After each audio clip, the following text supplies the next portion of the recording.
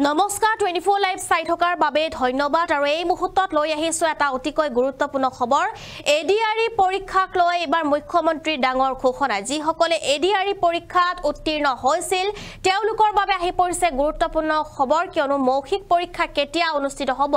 অৰ্থাৎ এডিআৰইৰ oral test কেতিয়া হ'ব হেয়া উল্লেখ কৰিছে মুখ্যমন্ত্ৰী ডক্টৰ হিমন্ত বিশ্ব শৰ্মাই আৰু অতি হেগৰে হবিশেষ জনোৱা হ'ব বুলি উল্লেখ কৰিছে মুখ্যমন্ত্ৰী গৰাকীয়ে হবিশেষ তথ্য লৈ আহিছো এই মুহূৰ্তত মুখ্যমন্ত্ৰী ডক্টৰ হিমন্ত বিশ্ব শৰ্মাৰ আন এক ডাঙৰ খবৰ সাজু হওক এডিআৰইৰ মৌখিক পৰীক্ষাৰ বাবে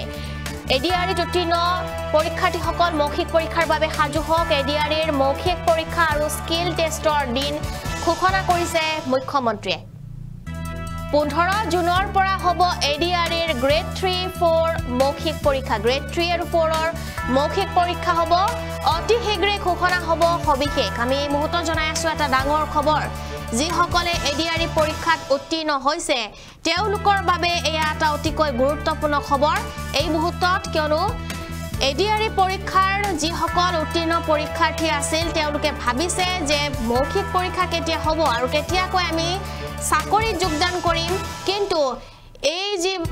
যিসকল উত্তীৰ্ণ পৰীক্ষাৰ্থী আছে তেওঁলোকৰ বাবে মুখ্যমন্ত্ৰী গৰাকী আনিছে ভাল খবৰ আৰু মুখ্যমন্ত্ৰী ডাঙৰ ঘোষণা 15 জুনৰ পৰা আৰম্ভ হ'ব এডিআৰৰ মৌখিক পৰীক্ষা দেওবাৰে নিশা 9 বজাত মুখ্যমন্ত্ৰী ডক্টৰ হিমন্ত বিশ্ব শৰ্মাই ফেচবুক লাইভ যোগে কেইবাটাও বিষয়ত গুৰুত্বপূৰ্ণ ঘোষণা আগবঢ়ায় আৰু অসম প্ৰত্যক্ষ নিযুক্তি পৰীক্ষা চমুকৈ এডিআৰিত যেটো এবাৰ কেতিয়াকৈ মৌখিক পৰীক্ষা অনুষ্ঠিত হ'ব হেয়া উল্লেখ কৰিছে মুখ্যমন্ত্ৰী গৰাকীয়ে আৰু অহা 15 জুনৰ পৰা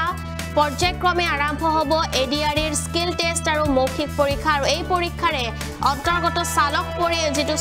পদৰো স্কিল টেষ্ট পৰ্যায়ক্ৰমে কৰা হ'ব আৰু তেওঁ জনাই যে অসম প্ৰত্যক্ষ নিযুক্তি অৰ্থাৎ এডিআৰইৰ অধীনত যিসকল ড্ৰাইভাৰ লগতে ষ্টেনোগ্ৰাফাৰ আদিৰ পৰীক্ষাও সম্পন্ন কৰা হৈছে গতিকে আমি সিদ্ধান্ত লৈছো যে তৃতীয় বৰ্গৰ পৰীক্ষাৰ্থীসকলৰ বাবে দক্ষতা পৰীক্ষা লগতে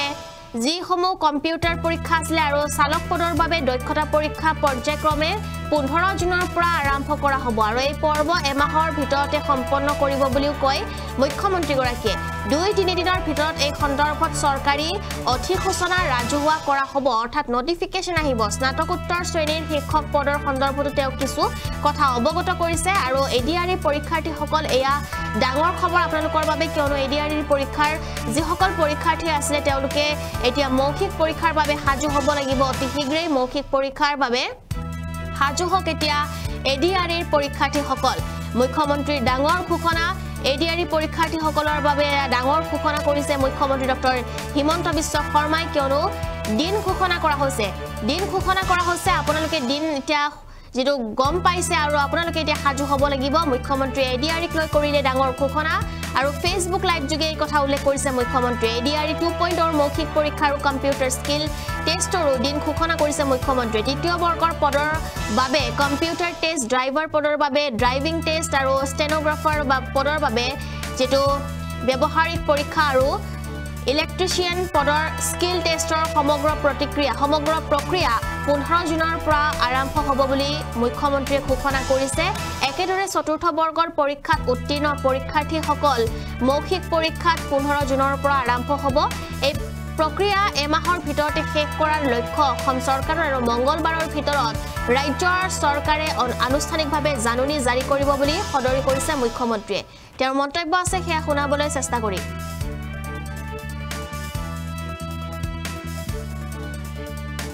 দিন সুধি আছে যে এডিআৰইৰ অৰেল বিলাক কেতিয়াৰ পৰা আৰম্ভ হ'ব আপোনালোকে জানে যে এডিআৰইত বিশেষ কেইটামান পৰীক্ষা অনুষ্ঠিত হৈছিল প্ৰথম আছিল গ্ৰেড 3 ড্ৰাইভাৰ ষ্টেনো আৰু ইলেক্ট্ৰিচিয়ান অৰ্থাৎ এপিডিচিএলৰ কাৰণে আজি আমি সিদ্ধান্ত লৈছো যে গ্ৰেড 3 ৰ কাৰণে কম্পিউটাৰ টেষ্ট ড্ৰাইভাৰৰ কাৰণে ড্ৰাইভিং টেষ্ট ষ্টেনোৰ কাৰণে ষ্টেনোৰ ব্যৱহাৰিক টেষ্ট আৰু ইলেক্ট্ৰিচিয়ানৰ কাৰণে ইলেক্ট্ৰিচিয়ানৰ স্কিল পৰীক্ষা কৰাৰ যেটো পৰ্যায় তাক আমি 15 জুনৰ পৰা আৰম্ভ কৰিম আৰু এই সমগ্ৰ ব্যৱস্থা আমি এটা মাহৰ ভিতৰতে সম্পূৰ্ণ কৰিম ঠিক তেনেকৈ চতুৰ্থ বৰ্গৰ পৰীক্ষাত পাছ কৰা প্ৰাৰ্থীসকলৰো অৰেল আমি 15 জুনৰ পৰা আৰম্ভ কৰিম আৰু এমাহৰ ভিতৰত ইয়াক আমি সম্পূৰ্ণ কৰিম অলপ আজি বা কালি বা পৰহি ৰাজ্য চৰকাৰে আপোনালোকক আনুষ্ঠানিকভাৱে দিন আৰু বাৰ আপোনালোকক জনাব যিসকলে লিখিত পৰীক্ষা পাছ কৰিছে তেওঁলোকে এতিয়া কম্পিউটাৰ টেষ্ট ড্ৰাইভিং টেষ্ট বা স্কিল টেষ্ট বা মৌখিক পৰীক্ষাৰ কাৰণে তেওঁলোকে যেন সাজু হয় 15 জুনৰ পৰা এই প্ৰক্ৰিয়া আমি আৰম্ভ কৰিম